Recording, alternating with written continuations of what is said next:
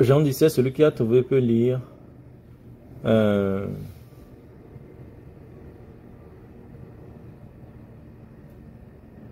Du verset 17 au verset 19.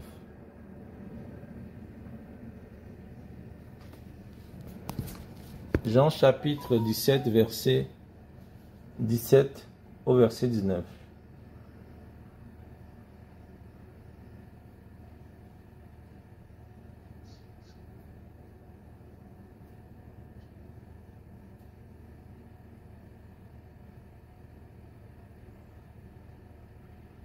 Jean chapitre 17, verset 17 au verset 19, je lis la parole du Seigneur.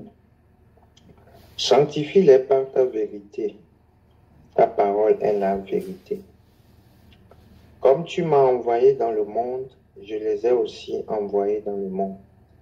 Et je me sanctifie moi-même pour eux, afin que eux aussi soient sanctifiés par la vérité. Amen. Alléluia.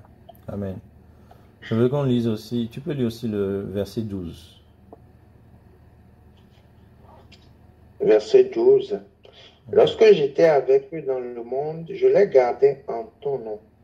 J'ai gardé ceux que tu m'as donnés, et aucun d'eux ne s'est perdu, sinon le fils de perdition, afin que l'écriture soit accomplie. Alléluia. J'aimerais commencer du coup par le verset 12, parce qu'il dit quelque chose d'important là-bas. Jésus parle ici en tant que pasteur humain, pasteur physique, pas en tant que pasteur dans les cieux. Il dit, lorsque j'étais avec eux dans le monde, donc c'est quand il était sur la terre, dans sa fonction de berger, dans sa fonction de conducteur, il dit, lorsque j'étais avec eux dans le monde, je les gardais en ton nom. Alléluia. Je les gardais en ton nom. Ça, c'est très fort. Hein? Ça, c'est quelque chose de puissant. C'est un engagement puissant. Je les gardais en ton nom. C'est-à-dire que Jésus s'est engagé, il vivait pour garder les disciples qui étaient avec lui. Les garder, c'est veiller sur eux. Pas veiller sur eux parce qu'ils viennent au culte et je leur prêche la parole chaque dimanche. C'est pas ça, garder en son nom.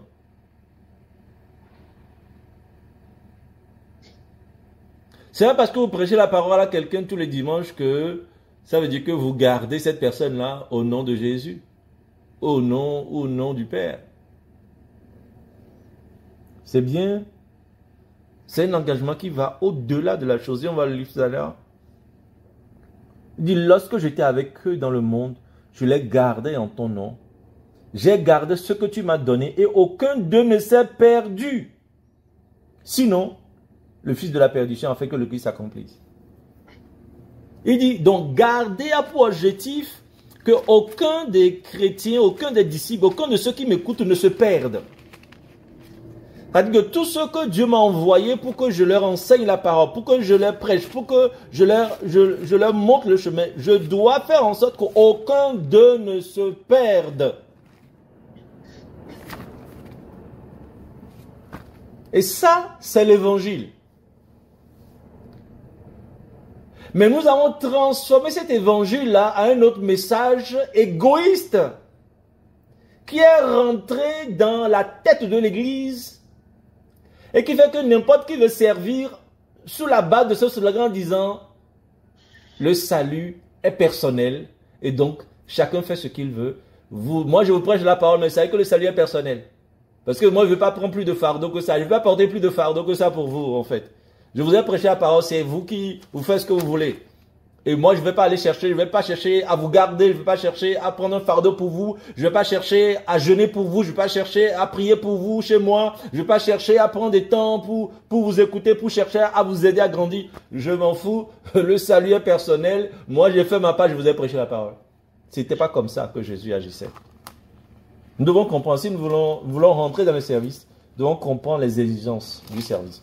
Et si on commence ces exigences, c'est pour ça qu'en fait on ne se lève pas juste pour... Quand tu comprends ces choses, tu dis Seigneur, Si ce n'est pas Dieu, on ne fait pas le service de Dieu à 25%, 50%.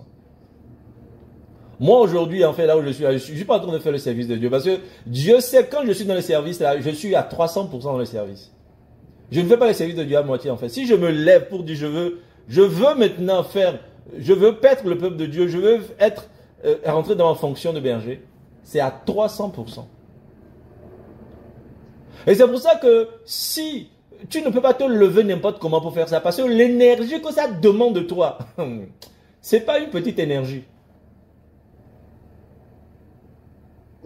Nous devons donc savoir ce que le service exige de nous. C'est pas juste balancer la parole de Dieu aux gens. Regardez un Thessalonicien. Un Thessaloniciens, nous allons prendre chapitre 1er. Je pense que nous n'avons pas... beaucoup sont prêts à parler de Jésus aux gens, mais beaucoup ne sont pas prêts à servir Jésus en fait. Parler de Jésus aux gens, c'est différent d'être un berger. D'accord? C'est pas parce que témoigner de Jésus aux gens, c'est une chose, mais être berger là, c'est autre chose. Prendre soin des âmes là, c'est autre chose. Aider les âmes à grandir, c'est autre chose. Hein? Donc, 1 Thessaloniciens chapitre 1er, pour qu'on comprenne un peu ce que l'apôtre est en train de dire à travers ces choses-là. J'ai dit 1 Thessaloniciens. Alors, alléluia, merci Seigneur.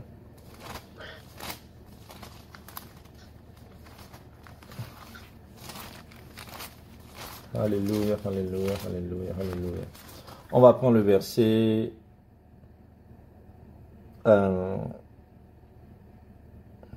verset 5 au verset 12.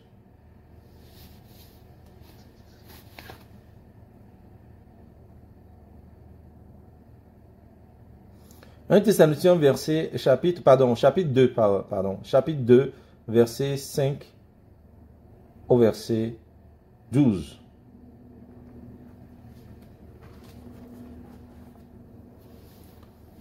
Un Thessaloniciens chapitre 2, verset 5 au verset 12. Celui qui a trouvé peut lire.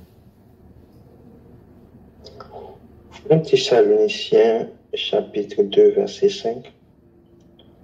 Et jamais en effet nous n'avons usé de paroles flatteuses, comme vous le savez. Jamais nous n'avons eu la cupidité pour mobile. Dieu en est témoin. Nous n'avons point cherché la gloire qui vient des hommes, ni de vous, ni des autres. Nous aurions pu nous produire avec autorité comme apôtres de Christ. Mais nous avons été pleins de douceur au milieu de vous, de même qu'une nourrice prend un tendre soin de ses enfants. Nous aurions voulu, dans notre vive affection pour vous, non seulement vous donner l'évangile de Dieu, mais encore nos propres vies. Alléluia. Tant qui est devenu cher. Vous vous rappelez, frères, notre travail et notre peine, nuit et jour à l'œuvre, pour n'être à charge à aucun de vous. Nous vous avons prêché l'évangile de Dieu. Vous êtes témoins, et Dieu l'est aussi, que nous avons eu envers vous qui croyez une conduite sainte, juste et irréprochable. Vous savez aussi que nous avons été pour chacun de vous ce qu'un père est pour ses enfants, vous exhortant, vous consolant, vous conjurant de marcher d'une manière digne de Dieu qui vous appelle à son royaume et à sa gloire. Amen. Amen. Alléluia. D'abord, d'entrée, je vais dire deux choses. Il y a différentes manières de servir Dieu. Il y a un service qui se fait devant Dieu. Il y a un service qui se fait devant les hommes. Cette saison, nous passons par une saison où nous, depuis plusieurs ou quelques années, nous servons beaucoup devant la face de Dieu. Nous ne servons pas forcément devant les hommes. Nous servons beaucoup devant la face de Dieu. Et quand on sert devant Dieu, quand c'est dans l'adoration, dans la louange, dans l'intercession, c'est ça le service qu'il fait devant le Seigneur. Il il cherche parmi ce peuple un homme qui se tienne à la brèche devant moi en faveur de ce peuple. Donc ça, c'est le service qui se fait devant le Seigneur. Le service de l'intercession, de la prière, de l'adoration, de la louange. Maintenant, il y a un autre service, qui est le service qui se fait devant les hommes. C'est dit, aller prendre soin du peuple de Dieu. Je dis bien prendre soin. Je ne dis pas prêcher au peuple de Dieu. Je dis prendre soin du peuple de Dieu. Et c'est de ça qu'il est question, parce que c'est là que Dieu commence par inviter, par nous inviter. Nous faisons bien ce que nous faisons dans notre service que nous faisons devant le Seigneur. Et nous excellons dedans, nous devons continuer à exceller dedans. Et le Seigneur nous a bénis dans ce service-là. Oui, je peux l'affirmer. Dieu nous a bénis dans ce service. Dieu nous a bénis dans l'intercession. Il nous a beaucoup bénis. Il a mis de la lumière dans le sanctuaire pour nous, pour que nous voyions, que nous intercédions efficacement. Pour que nous ne donnions pas des coups dans le vide, dans le vent, mais nous donnons des coups précisément parce que nous savons à qui nous donnons des coups. Dieu nous a bénis de sa lumière dans l'intercession. Et c'est indéniable.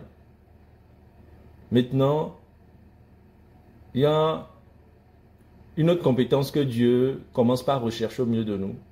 Parce que certains vont commencer par rentrer dans cette compétence-là. C'est aller prendre soin des âmes.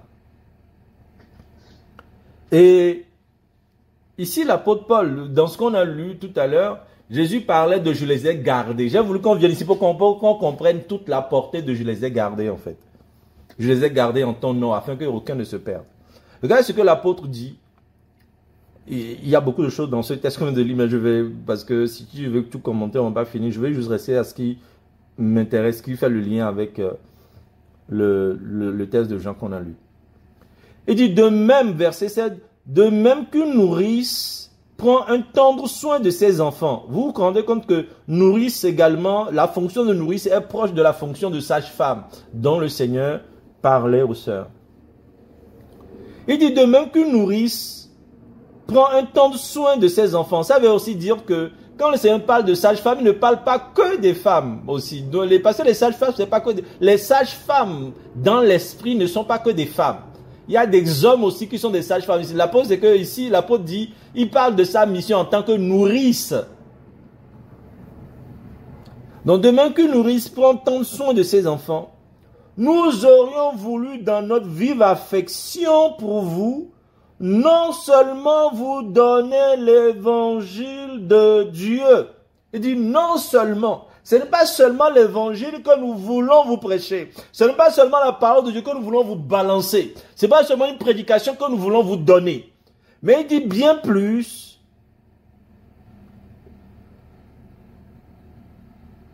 Non seulement vous donner l'évangile de Dieu, mais encore nos propres vies. Nos propres vies. Pourquoi? Tant vous nous étiez devenus chers. Est-ce que ceux à qui tu annonces l'évangile sont chers pour toi? Ou c'est juste des gens que tu trouves, ils n'ont pas la lumière, ils sont dans le péché, ils sont dans le monde, tu les prends de haut, tu veux du coup venir en héroïque, c'est toi l'héroïne, le héros qui veut leur révéler la vérité, et du haut de ton prêchoir, tu leur dis faites ceci, faites cela, ce que vous faites n'est pas bon. Est-ce que les gens sont chers pour toi ou les gens sont juste des gens qui manquent de lumière pour toi? Il dit, tant vous nous étiez devenus chers, que au-delà de l'évangile, on veut vous donner notre vie, notre vie, notre vie. Notre vie. Il y a quoi dans notre vie? Dans notre vie, il y a notre temps. Dans notre vie, il y a notre argent. Dans notre vie, il y a tout ce que nous pouvons, toutes nos richesses, notre vie, notre repos dans notre vie. Nous voulons vous donner notre repos. C'est-à-dire que nous voulons vous sacrifier notre repos, vous sacrifier notre temps, vous sacrifier notre argent, vous sacrifier tout ce que nous avons qui peut vous aider. Prendre soin du peuple de Dieu.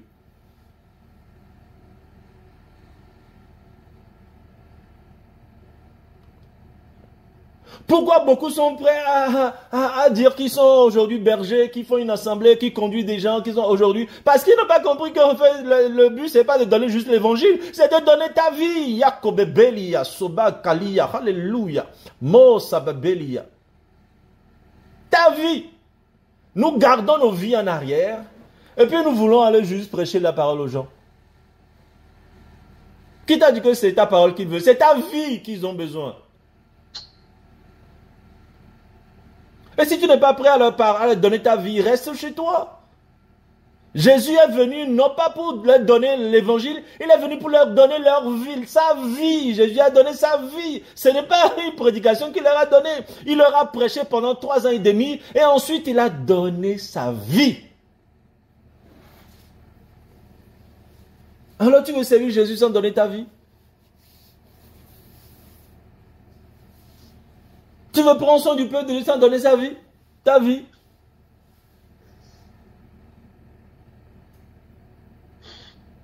Voilà pourquoi il y a beaucoup de prédicateurs mais peu de bergers. Il y a beaucoup de prédicateurs mais peu d'apôtres. Il y a beaucoup de prédicateurs mais peu d'envoyés. Parce que l'envoyé donne sa vie pour ses brebis.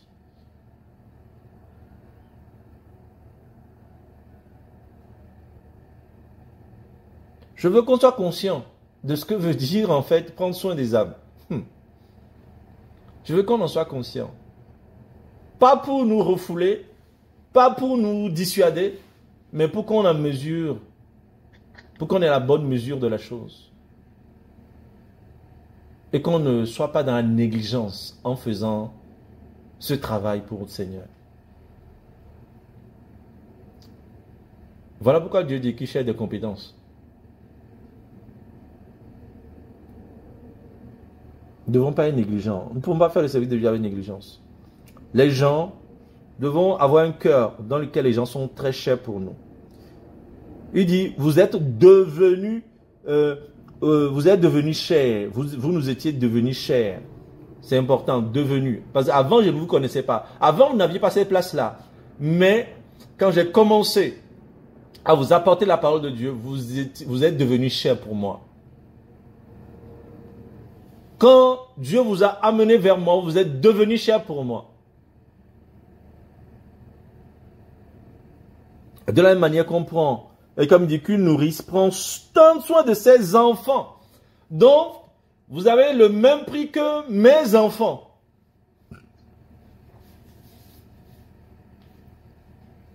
C'est-à-dire que quand je vais au boulot là, tel que je pense à mes enfants là, pour ceux qui doivent manger, je dois penser aussi à ceux que Dieu m'a envoyés pour ceux qui doivent manger.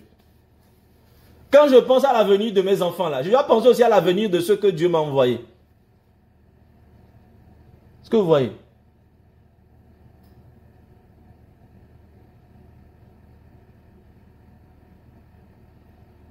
C'est cela.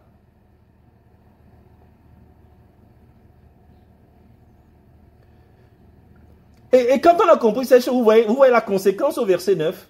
C'est qu'il dit, vous vous rappelez, frères, notre travail, notre peine, nuit et jour à l'œuvre, pour n'être à charge à aucun de vous. N'être à charge à aucun de vous. Si vous voyez un pasteur, en fait, qui se paie, qui est à charge au peuple, c'est pas tous. Certains sont peut-être appelés, mais beaucoup sont à charge au peuple parce qu'ils n'ont pas compris ce que signifie prendre soin du peuple de Dieu. Parce qu'ici, on voit qu'il y a un lien. C'est cette compréhension du service de Dieu, cette compréhension du soin à prendre du peuple, c'est cette compréhension qui fait que Paul dit, je ne peux pas vous demander de prendre, je ne vais pas vous être à charge, vous êtes mes enfants en fait. Vous êtes mes enfants, je vais moi-même me débrouiller, c'est à moi de vous donner de l'argent, c'est à moi de vous nourrir, c'est à moi il dit c'est au père d'amasser pour les enfants et non pas aux enfants d'amasser pour le père. C'est ce qu'il dit. Mais beaucoup n'ont pas compris. Et je veux que nous comprenions.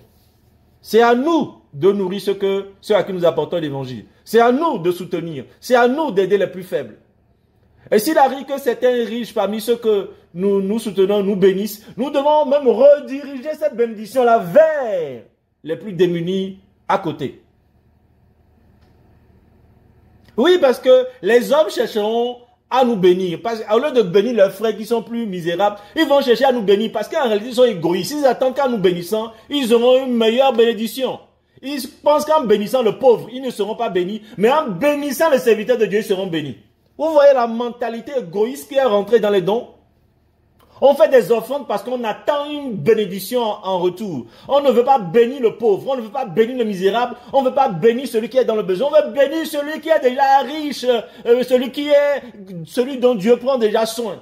Parce qu'on se dit, son huile va venir sur moi. Égoïsme. Si c'est l'huile que tu as reçue là, je peux te dire que tu as une huile idolâtre sur toi. L'huile là qui vient de l'égoïsme, c'est une huile idolâtre. Mais où est l'huile qui vient parce qu'on a pris soin de celui qui est dans le besoin?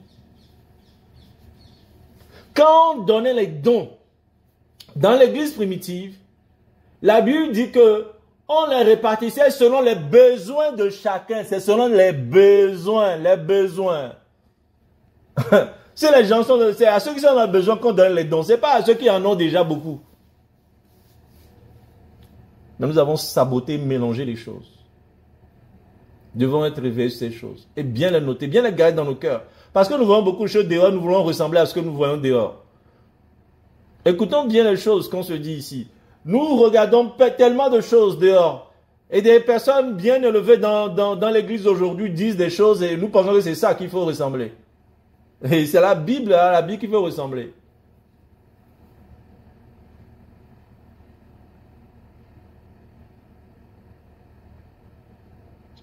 Et si nous devons être impressionnés par quelqu'un, nous devons être impressionnés par sa capacité à renoncer à lui-même, à renoncer à ses droits.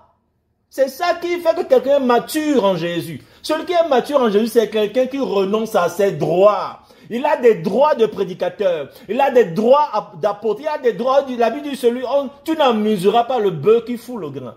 Mais, malgré ses droits, il renonce à ses droits. C'est ça un véritable apôtre. Un véritable apôtre, il a des droits. Oui, on doit prendre soin de lui. Mais il dit non, je renonce à ces droits-là. Ne prenez pas soin de moi, je vais me débrouiller. Prenez soin plutôt des plus misérables parmi vous.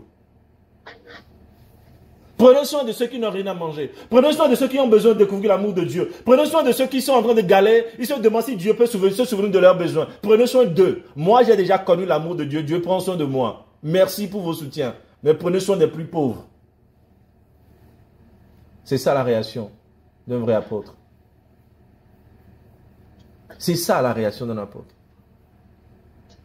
Aujourd'hui, on enseigne, si tu veux faire un don qui te rapporte, il faut choisir, il faut bien, et voilà, il faut donner à l'homme de Dieu. Il faut choisir l'onction que tu veux avoir, tu vas donner ça. Mais regarde, vous voyez là, comment ce message-là vient de l'enfer. En gros, on dit, si tu veux recevoir une onction, en fait, il faut choisir l'onction que tu recevras, c'est à celui-là que tu vas donner le don. Donc, si tu veux recevoir une onction prophétique, cherche bien celui dont tu veux recevoir l'onction et fais-lui un don. Et son onction va venir sur toi. Donc ça dit que le pauvre là, qui va vouloir son onction? Qui va donner au pauvre? Qui veut une onction d'un pauvre? Oh mes amis, le monde, l'église est... Non, l'église a dépassé l'enfer. Franchement. L'église physique, visible qu'on voit. Les hommes de Dieu aujourd'hui, soi-disant, ils ont dépassé des choses. Non, là, c'est horrible d'être égoïste dans des choses comme ça. On ne veut plus donner, même dans le monde, on donne sans attendre quelque chose en retour. Aujourd'hui, nous voulons donner parce qu'on veut recevoir l'onction.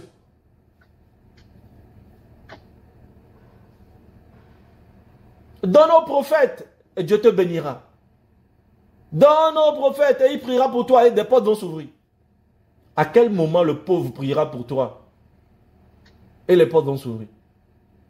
Pourtant la Bible dit celui qui donne aux pauvres prête à l'éternel. Masakamabelia. Alléluia. Yobelelia.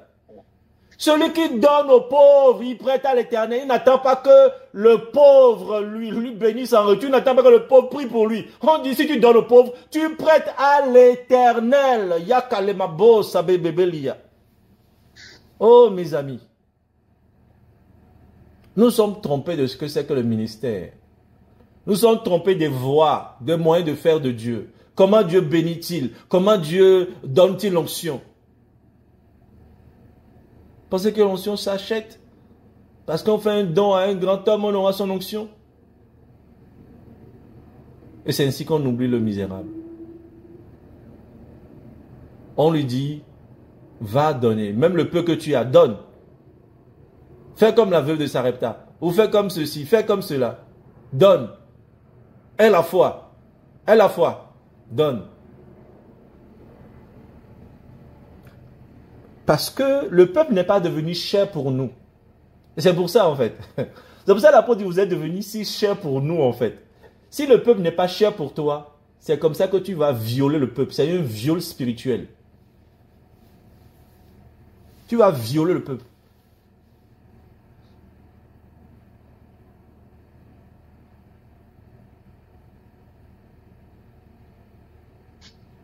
Mais il dit au verset 11, vous savez aussi que nous avons été pour chacun de vous ce qu'un père est pour ses enfants.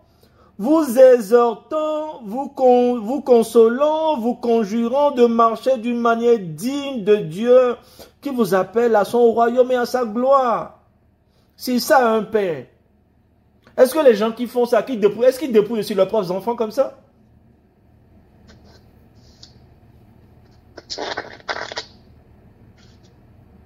Ça ne te fera rien. Moi j'imagine. C'est que moi j'imagine aujourd'hui, je dis à mon enfant, amène-moi ta dîme tous les mois. Hein. Mon propre enfant, je vais lui demander de me faire ça là.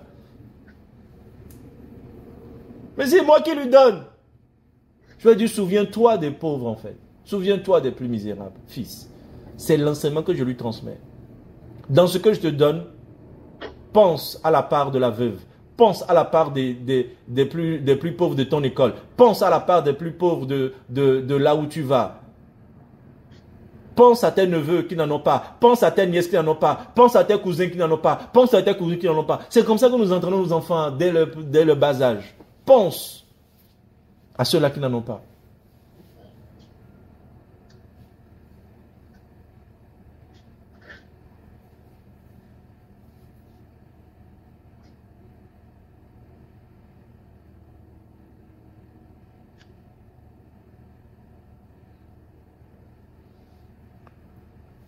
Donc quand Jésus dit, je les ai gardés en ton nom, c'est pas juste une petite affaire qu'il est en train de dire. Il est en train de dire quelque chose de bien profond. Il a sacrifié. Vous vous rappelez que Jésus dit, Satan vous a réclamé pour vous crier comme du froment, mais j'ai intercédé pour vous. C'est ça, garder en son nom. Si Dieu vous établit réellement sur un peuple, vous voyez que Dieu viendra, Dieu vous montrera les choses qui sont en train, les choses qui vont rentrer dans la vie du peuple. Dieu vous montrera les dangers, les esprits qui rôdent, les esprits. En fait, d'ailleurs, c'est à votre niveau que se feront en fait les négociations. Parfois, Satan va même d'entrer dans la vie du peuple, va venir chez vous d'abord. Pour réclamer, pour négocier. Dieu va vous montrer d'abord les plans. Et vous allez dire, non Satan, ça tu ne feras pas ici dans ma maison. Non, non, non, va loin, va loin. Mais où sont les bergers qui regardent ces choses qui arrivent dans la vie et qui avertissent le peuple? Je les ai gardés. Et ensuite, Jésus a dit le texte qu'on disait, il dit, je me sanctifie moi-même afin qu'il soit aussi sanctifié. Alors, je vais lire précisément le texte. Je reprends verset 12. Alors que j'étais avec eux dans le monde, je les gardais en ton nom. J'ai gardé ce que tu m'as donné. Aucun d'eux ne s'est perdu, sinon le fils de la perdition, afin que l'écriture fût accomplie. Oui, ça indique que malgré, nous on fera notre part, mais il peut arriver que certains, effectivement, ne puissent pas demeurer dans le salut, ne puissent pas être convertis, mais nous avons fait notre part. Et il dit au verset 17, sanctifie-les par ta vérité, ta parole est la vérité. Comme tu m'as envoyé dans le monde, je les ai aussi envoyés dans le monde. Et je me sanctifie moi-même pour eux, afin qu'eux aussi soient sanctifiés par la vérité. Là, on voit ici que s'il y a une chose qui sanctifie, s'il y a une chose, le challenge ici pour Jésus, c'est comment sanctifier les personnes à qui il parle. les personnes à qui il prêche, comment les sanctifier? Est-ce que c'est ça ton souci? Comment sanctifier les personnes à qui tu annonces l'évangile? Comment les sanctifier? Regardez, le souci de Dieu ici, c'est sanctifier son peuple en fait. C'est sanctifier son peuple. C'est pas autre chose. C'est pas que le peuple devienne riche, le peuple devienne ceci, le peuple devienne élégant, le peuple de... Non, c'est sanctifier son peuple, mettre à part son peuple pour être à disposition du Père. Et qu'il utilise quoi? C'est quoi le moyen de sanctification? C'est la parole qui est la vérité. Donc si tu n'as pas la parole, la vérité de Dieu, tu n'as pas les compétences de base pour être une sage-femme, pour être une nourrice dans le royaume. Parce que le but du nourrice, de la nourrice ou de la sage-femme, c'est d'aider, d'apprendre aux âmes à se sanctifier pour Dieu. Il dit sanctifie-le par ta vérité, ta parole est la vérité. Et pour que les autres soient sanctifiés, il dit je me sanctifie moi-même pour eux, afin qu'eux aussi soient sanctifiés par la vérité. Ça veut dire qu'en fait, il ne suffit pas de prêcher pour les gens, de prêcher aux gens pour que les gens soient sanctifiés. Il faut que toi-même, si toi-même tu n'es pas dans la sanctification, tu ne peux pas sanctifier autrui. Est-ce que vous voyez le lien? Jésus dit, je me sanctifie pour que, en retour, sois sanctifié. Tu ne peux pas produire chez les autres quelque chose que tu n'as pas toi-même. Une sainteté que tu n'as pas, tu ne produiras pas chez les autres. Une sanctification que tu n'as pas, tu ne produiras pas chez les autres. Il dit, je me sanctifie moi-même, afin que ceux-ci soient sanctifiés. Donc ta sanctification compte dans le soin que tu prends des âmes. Si tu ne te sanctifies pas, tes paroles ne pourront pas sanctifier ceux qui t'écoutent. Si tu ne te consacres pas toi-même, tes paroles, en fait, tes enseignements de consécration ne pourront pas vraiment consacrer les autres. À moins qu'il y ait une souveraineté de Dieu, quelqu'un qui soit appelé particulièrement, et cette souveraineté de Dieu a fait que la personne y aille. Si toi-même, tu ne te consacres pas au jeûne, tu ne vas pas amener quelqu'un à jeûner. Si toi-même, tu ne te consacres pas à la prière, tu n'amèneras pas quelqu'un à se consacrer à la prière. Si toi-même, tu ne pratiques pas le monde, tu ne vas pas amener quelqu'un à se consacrer à le monde. Si toi-même, tu ne te tiens pas devant le Seigneur, tu n'amèneras pas les gens à se tenir devant le Seigneur. C'est pour toi, regarde toi-même qui tu es aujourd'hui. Es-tu en mesure de te multiplier? Es-tu en mesure tu penses que tu peux faire des hommes comme toi? Si tu fais des personnes qui sont comme toi, tu penses que ces personnes seront heureuses, seront libres, épanouies?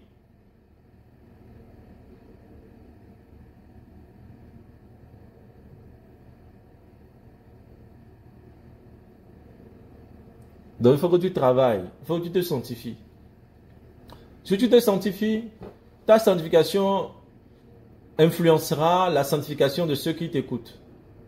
D'accord? C'est le lien que Jésus fait.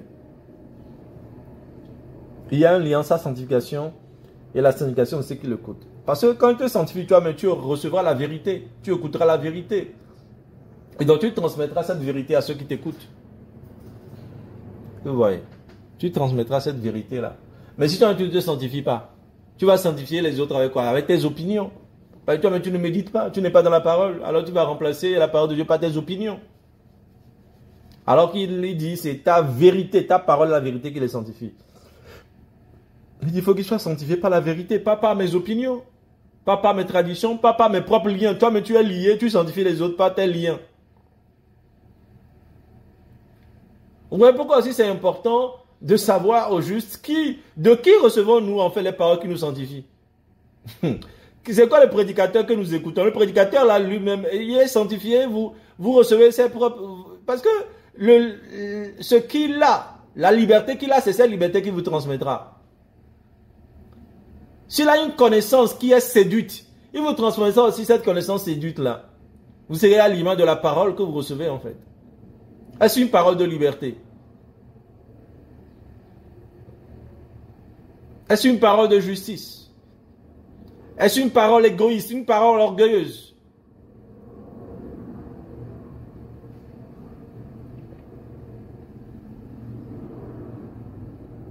C'est pour ça que je ne le redirai jamais assez. Je pense que ce qui détourne, ce qui détruit beaucoup, la vérité que Satan voile le plus aujourd'hui aux gens, c'est l'influence ou l'impact du modèle qu'on écoute. L'impact de ça là. Les chrétiens vraiment négligent ce que c'est que l'impact que les gens qu'ils écoutent ont dans leur vie. C'est quelque chose sur lequel on n'est pas suffisamment éveillé. Mais ce que tu écoutes a un impact dans ta vie. En tout cas, ceux dont tu reçois favorablement les messages ont un impact dans ta vie. Tu peux écouter quelqu'un sans forcément croire ou sans recevoir son message.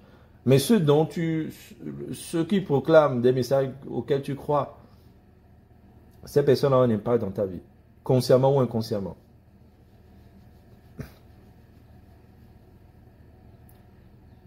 Nous sanctifions-nous encore davantage pour le peuple. Si Jésus lui-même dit qu'il se sanctifie, Jésus n'est pas dit, il s'était sanctifié, il a fait une fois, non, il dit, mais je me sanctifie, enfin, continuellement, je suis dans la sanctification, continuellement, je grandis dans ma sanctification, afin que ceux à qui j'annonce aussi la parole grandissent dans leur sanctification. D'accord? Et c'est pour ça aussi qu'il faut prier pour ceux que vous écoutez. Priez que Dieu les aide à grandir encore plus. Priez que Dieu les soutienne, que Dieu leur donne des victoires. Parce que les échecs là, c'est une question de temps. Vous aussi, vous risquez d'avoir les échecs. Il faut prier qu'ils aient du succès, qu'ils réussissent à leur combat, qu'ils dominent sur les choses qui viennent s'opposer à eux. S'ils dominent, vous dominerez aussi. S'ils triomphent, vous triompherez aussi. Parce que quand Satan commence par la tête, le but c'est pas de rester à la tête, c'est pour descendre en fait, dans le peuple. C'est pour séduire tout le peuple qui vient combattre la tête. Donc que le Seigneur nous aide à comprendre la mesure, l'importance de donner sa vie pour les autres. Vous voyez que si vous n'êtes pas mort à vous-même, vous ne pouvez pas vous sacrifier pour autrui. Vous ne pouvez pas donner votre vie pour autrui. Vous ne pouvez pas accepter qu'on vous réveille à n'importe quel moment. Vous ne pouvez pas accepter que quelqu'un vous parle, il vous parle plusieurs fois de la même chose, de la même chose, de la même chose. Vous lui donnez des solutions, mais il n'écoute pas, il n'obéit pas. Mais il revient encore avec vous parce qu'il n'a pas obéi. Les conséquences sont là, il ne se rend pas compte qu'il n'a pas obéi. Il ne se rend pas compte, c'est les conséquences de sa désobéissance. Vous lui parlez encore. Vous l'appelez. C'est vous qui allez vers les gens. Vous l'avez vu, hein? C'est une femme qui allait visiter une personne qui a accouché. Ce n'est pas la femme accouchée qui vient vous visiter. N'attendez pas que les gens viennent à vous. C'est vous qui allez vers les gens. Et c'est ça aussi. C'est ça, être berger, ce n'est pas une main sans fer. Hein? C'est pour ça qu'au lieu de critiquer les bergers, il faut plutôt les encourager. Il faut plutôt les fortifier. Ce n'est pas quelque chose de... C'est un sacrifice. Encourageons les vrais bergers et prions que la force leur soit renouvelée et que nous-mêmes, Dieu nous aide à apprendre. Si c'est une seule personne que tu commences par suivre, oui, prie, porte cette personne en prière et cherche à comprendre c'est quoi le besoin de cette personne pour lui savoir quoi lui apporter. C'est en fonction du besoin de la personne que tu lui donnes une nourriture. Ce n'est pas en fonction de toi la révélation que tu as en cette saison que tu donnes. C'est quel est le besoin, de quelle nourriture la personne a besoin. C'est cette nourriture que tu cherches à donner à la personne. Ce n'est pas le niveau, la nourriture du niveau où toi tu es que tu lui as donné. C'est la nourriture du niveau où se trouve la personne. C'est pas parce que toi tu sais manger de la semoule que tu as donné la semoule à un bébé. Il faut savoir, le bébé a un estomac encore très petit. Il faut lui donner du lait. Il faut toujours savoir quoi donner à l'autre en fonction de son niveau. Et tu connais le niveau de la personne si tu l'écoutes très bien. Tu sauras que cette personne n'est pas encore convertie. Cette personne ne sait pas encore écouter le Saint-Esprit. Cette personne n'a même pas encore reçu le Saint-Esprit. Et donc tu sauras comment lui parler. Etc. etc. D'accord? Que Dieu... On va de plus en plus parler des choses qui concernent Comment prendre soin du peuple de Dieu? Puisque Dieu appelle certains à rentrer dans cette vocation-là. Si Dieu vous appelle ainsi, c'est parce que Dieu sait que vous avez déjà triomphé devant lui. Il veut maintenant que vous allez triompher devant les hommes. Et nous devons apprendre les principes. Nous devons savoir le type de sacrifice que nous avons à faire de ce côté-là pour prendre soin du peuple de Dieu. Au nom de Jésus. Alléluia. Alléluia. Merci Seigneur. Nous allons prier. Que Dieu nous donne des cœurs de nourrice, des cœurs apostoliques. Vous voyez, ça c'est la vie d'un apôtre. C'est le fondement apostolique. Et si ce fondement apostolique n'est pas dans notre vie, on ne peut pas être de vrais envoyés, on ne peut pas être de vrais pères pour le peuple, de vrais mères pour le peuple. On va être des oppresseurs, des dominateurs, des dépouilleurs, des bergers qui se paissent eux-mêmes au lieu de paître le troupeau. Nous allons prier que Dieu nous donne un cœur qui a des fondements apostoliques. Un cœur avec des fondements apostoliques. Un cœur qui renonce à lui-même. Un cœur qui ne cherche pas à s'accomplir par les grâces du peuple, mais un cœur qui cherche sa joie dans le Fils de Dieu et qui se donne pour les enfants du peuple, du royaume. Demande à Dieu de te donner un cœur qui supporte les personnes qui sont dépressives, qui supporte les personnes qui sont pauvres, un cœur qui supporte les personnes qui sont lents à comprendre, un cœur qui supporte. Prions Dieu de nous donner ce cœur, un cœur qui ne s'irrite pas, un cœur qui est patient. Makalia, Makalia. Seigneur, donne-nous ce cœur de berger, ce cœur que l'apôtre Paul avait, ce cœur que Jésus, le véritable berger, avait, ce cœur que Moïse avait à supporter son peuple, et à accepter de mourir, même de donner sa vie éternelle pour le peuple. Oh Seigneur, quel renoncement, un renoncement éternel. Il était prêt à renoncer éternellement. Oh, à cette grâce, à sa vie. Aide-nous, Seigneur, à ne pas être égoïste. Viens enlever l'égoïsme dans nos cœurs. Parce que les pasteurs égoïstes, Seigneur, tu ne les veux pas sur le champ de bataille, sur le terrain. Donne-nous des cœurs humbles, des cœurs qui ne pensent pas à eux d'abord, mais qui pensent au bien de l'autre. Donne-nous des cœurs, Seigneur, qui sont intelligents, pour comprendre, Seigneur, que c'est les plus nécessiteux qui sont pour lesquels il a été envoyé. Jésus dit qu'il est venu pour que ceux qui ne voient pas voient. Il est venu pour que ceux qui sont malades soient guéris. Il n'est pas venu pour les riches qui veulent encore s'enrichir. Il est venu pour les pauvres qui n'ont personne à les aider. Il est venu pour les malades qui n'ont personne pour les guérir. Il est venu pour les nécessiteux. Les nécessiteux. Aide-nous à comprendre que ta grâce est distribuée selon le besoin de chacun. Que tu ne gaspilles pas la grâce. Tu ne gaspilles pas tes dons. Oui, tu as voulu que la main soit mangée chaque jour.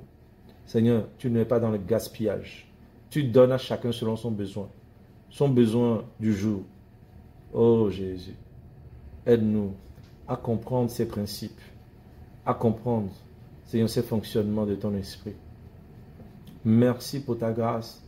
Merci, Seigneur, pour les compétences de sage-femme que tu développes, pour les compétences de nourrice que tu développes. Je prie que tu développes cela de plus en plus. Que notre intelligence soit renouvelée.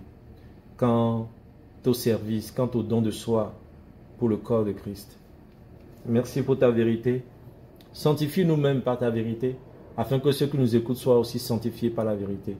Donne-nous nous-mêmes des victoires, Seigneur, dans l'épreuve, afin que ceux qui nous écoutent et qui ne passent pas les mêmes épreuves aussi aient la victoire. Donne-nous l'onction vraie, l'onction qui n'est pas truquée, l'onction qui n'est pas achetée. Donne-nous l'onction qui est donnée par la grâce de Dieu au travers du creuset, parce que tu choisis dans le creuset de la souffrance. Donne-nous cette onction qui s'obtient dans le creuset de la souffrance, afin que ceux qui nous écoutent apprennent aussi à recevoir l'onction qui s'obtient dans le creuset de la souffrance, et non pas l'onction qui s'achète, non pas l'onction qui quitte la tête d'un homme pour venir sur nous parce qu'on lui a payé. Seigneur, nous rejetons cette onction-là, parce qu'elle est humaine, elle est charnelle, elle est vendue. Nous voulons une onction qui est donnée. Nous voulons une onction qui est donnée par le Saint-Esprit, qui est donnée parce qu'on a réussi aux épreuves, Seigneur. Apprends-nous ces choses et aide-nous à transmettre ça à ceux qui nous écoutent. Veille, Seigneur, sur nos différents ministères. Prépare-nous, Seigneur. Développe encore nos compétences. parce que nous voulons t'obéir. Nous voulons te servir avec tes principes. Nous voulons te servir, Seigneur mon Dieu, selon tes voies. Merci de faire aimer ces choses à nos cœurs. Que nos cœurs aiment la croix. Que nos cœurs aiment le renoncement. Que nos cœurs essaient de mourir à nous-mêmes. Pour ne plus considérer nos propres intérêts, mais l'intérêt de ceux qui nous écoutent. Pour ne plus considérer c'est notre propre épanouissement, mais l'épanouissement de ceux qui nous écoutent. Pour ne plus considérer nos propres enrichissements, mais l'enrichissement de ceux qui nous écoutent. Parce que tu as dit, Jésus, de riche qu'il était, il s'est dépouillé, afin que nous nous soyons enrichis. Aide-nous à marcher sur les pas de ce Fils de Dieu. Que nous dépouillions pour que les autres soient enrichis. Que nous comprenions que celui qui donne aux pauvres, c'est à l'Éternel qu'il prête. Que jamais nous n'oublions les pauvres. Comme tu l'as recommandé aux apôtres, n'oubliez pas les pauvres. Et nous voulons pour rien au monde les oublier. Nous ne voulons pas chercher à être aux côtés des personnes élevées qui oublient les pauvres. Mais nous voulons rester aux côtés des plus misérables comme Seigneur Moïse a choisi d'être aux côtés des captifs. Nous voulons aussi être aux côtés des captifs. Parce que c'est là où tu suscites des prophètes. C'est là où tu veux les prophètes. Les prophètes, Seigneur, tu les places aux côtés des captifs. Aide-nous à comprendre ces choses-là, afin que nous ne nous trompons pas de place, nous ne nous trompons pas de lieu, nous ne nous trompons pas de creuset. Merci Seigneur pour ta grâce, pour ta vérité. Que ton nom soit sanctifié au nom de Jésus au milieu de nous. Alléluia. Amen. Alléluia. Amen. Amen. Merci Jésus. Moi j'ai fini, on va s'arrêter là. S'il y a des questions, vous pouvez revenir sur ces questions-là le mercredi. Que le Seigneur nous garde, qu'il nous fortifie. Alléluia. Amen. Okay. Passons une bonne journée dans la grâce de Dieu. On se dit à ce soir pour la prière pour les familles. Merci, bonne journée à chacun ce soir. Merci. Au revoir. Au revoir.